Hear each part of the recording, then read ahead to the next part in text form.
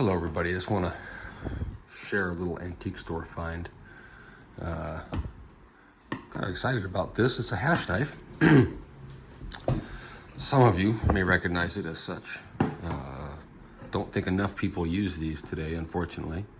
But this is a nice old example. I've got a few of these. They're super handy. This is definitely the oldest one that I've got now, and I found this for 10 bucks. Pretty excited about that. 10 bucks for a nice old piece like this is a pretty good price, I think. But yeah, it's actually very nicely made. It's well over 100 years old, that's for sure. This is a casting here. This is definitely a cast piece. If you look up into where the wooden handle is pressed onto it, you can tell it's cast. And then the carbon steel blade, that's steel, is, you know, slid into the casting. I'm not sure if they cast it, then cut that.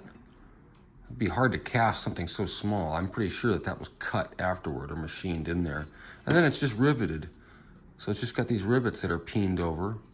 Not sure if the blade was replaced or if that's how they did it. I would have expected to see domed rivets, you'd think, but you know, either way, it's nicely done. It's not loose at all, even though it's pretty darn old. I'm sure very few people nowadays even know what it is, unless you watch Kent Rollins or something like that. I think he's made these popular. Matter of fact, he makes new ones, which is pretty cool, because they're a great kitchen utensil. We're gonna clean off the rust and make it usable, because I plan on pressing this back into service. Obviously, I'm gonna take care of it, but it's not gonna sit there. We're gonna use it. Matter of fact, I'm gonna use it tonight as soon as I'm done filming this little crappy video here, where I'll go ahead and use it. But I wanted to share a couple observations. Antiques always seem to tell a story if you look for it. And on this, I noticed it was a little bit bent, and that's not the casting. It's not the blade. It's where the wood goes into it.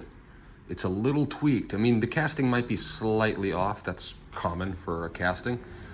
You know, they're very rarely perfect, but I also noticed a divot right here.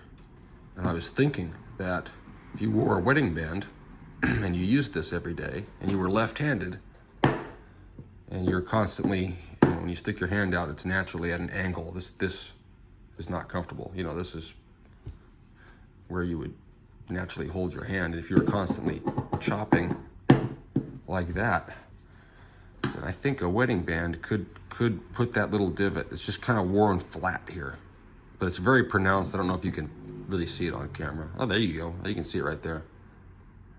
And this is just ever so slightly, or maybe not so slightly actually, I'll look at it now. That's fairly bent. Anyway, it's possibly a left-handed person who used this for a long time.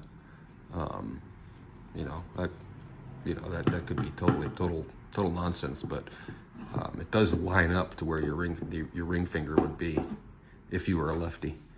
But anyway, thought this was pretty cool. And on something like this, you know, you see a lot of videos or stuff of people, you know, oh, rust removal, vinegar, electrolysis, evaporust, or all kinds of stuff. Something like this, God, you really don't want to rip all of this patina off. As soon as you take it down to bare metal, it's just going to flash rust and look horrible. And you'd be surprised what just a little bit of soap and water can do. So I should probably put this thing in time lapse or something, but I don't think it'll take that long. So we're just going to go to the kitchen. I'm going to get a little bit of soap and water and clean this up. I'm just barely going to take, you know, a little. I might just rub this with my hands in oil. I think I'm only going to use soap and water on the carbon steel, and just make it usable and oil it, and it'll look bitchin' and totally work, and we won't have to ruin there's no reason to ruin the finish on something like this. And the whole reason why you like it is because it's old. So yeah, let's get after it. Let's just try it. For sure. I'm not even gonna get the cast iron wet or the rivets. Whatever rust is in the rivet holes is probably helping hold it together, and I wouldn't want to ruin that. Yeah, we'll definitely need more than that. You can see, you know, but it's not that bad. It doesn't take much effort to get down to some fairly clean metal.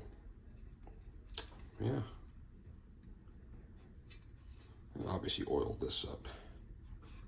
But yeah, it's gonna take way too long for this video, so I'm gonna speed that up. when I do that. But for right now, real quick, just for fun.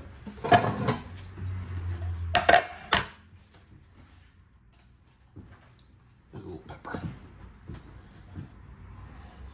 I'm gonna use it left-handed because I think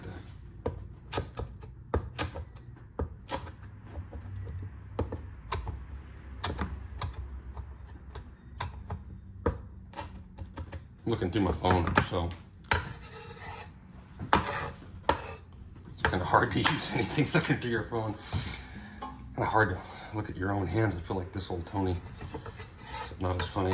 So anyway, well, look at that. Back in the service. Needs to be cleaned up yet. But yeah, still pretty cool. So yeah, kind of nice antique store find. I think this is well over 100 years old. It's probably, I bet you it's early 20s or something like that. But anyway, I guess we should go ahead and clean it up all the way. And I'll just put this on time-lapse mode. I'll probably just shoot a different video, actually. This is already 10 minutes long. No one's going to watch this, except for maybe one guy. But you know what? For that one guy who gets a kick out of it, that's for you, bud, wherever you are. Anyway, I'm going to do I'll do another little video of actually cleaning it up and then oiling this up and making it look a little better. But that's why I like old stuff. A few minutes and it already works. Haven't even sharpened it yet. It needs to be sharpened. You could sharpen this up quite a bit. This is super dull, but not that hash knives are ever that sharp, but you want them a little sharp. So anyway, thanks for watching. I'm excited about this little deal. So anyway, there we go. Have a good one.